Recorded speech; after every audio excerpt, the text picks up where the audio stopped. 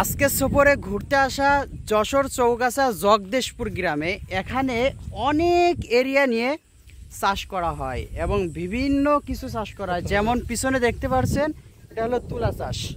তাই আজকে আমরা ছুটে এসেছি বেশ কিছু বন্ধু মিলে। ক্যামেরার পিছনে আজকে অনেক কিছু শেয়ার করব, গল্প বিস্তারিত জানতে পারবেন। তাই সাথে আছে দুইটা কালামানিক এবং আমরা কয়জন আছি। রিয়াদ ভাই, এখানে কত আগে আসছেন আপনি এই জায়গায়? এই কি বলে এটা 2016 সালে জগদেশপুরি। এটা কিসের ফার্ম বলে? এটা তুলার ফার্ম। তুলার ফার্ম, শিমুল তুলা।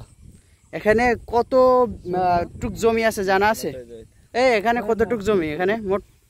এখানে জমি কতটুক? 100 বিঘা হবে। এই যে এটা, হ্যাঁ তুলা, এই যে সেই তুলা। দেখি একটু চিকাও দিন, এটা কিন্তু খাওয়া যায়। চিকাও। এই তুলা কিন্তু খাওয়া যায়। দেখি এটা বেশি আর কি হয়ে গেছে, এটা খাওয়া যাবে না। তারপরেও একটু খেয়ে মিষ্টি মিষ্টি লাগে। কিন্তু আমি এইটা নাহিদ কি তুলো বলে? এটা তুলো তুলো তুলো তুলো বলে। তো গাছটা একটু দেখাই, চাষের তুলো বলে। এই যে দেখেন দামি সুতা তৈরি হয় এই সেই তুলা দিয়ে। দেখেন কি কায়দার ফুলের মতো করে এই তুলা ফুটছে, দেখতে পাচ্ছেন?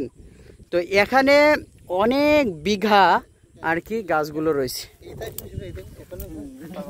গবেষণা চলছে সেই তুলানের সুতা।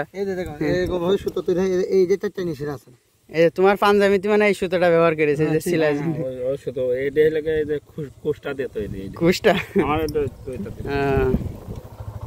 তো দর্শক, এই জায়গায় দেখতে পাচ্ছেন কচুর ক্ষেত, অর্থাৎ পাশাপাশি এখানে সবুজ বৃক্ষই ভরা। তো আলহামদুলিল্লাহ, এই যে এখানে কলাই চাষ করছে, যে কলার ডাল দিয়ে আর কি বড়ি তৈরি করা হয় এবং অনেক কিছুই হয়।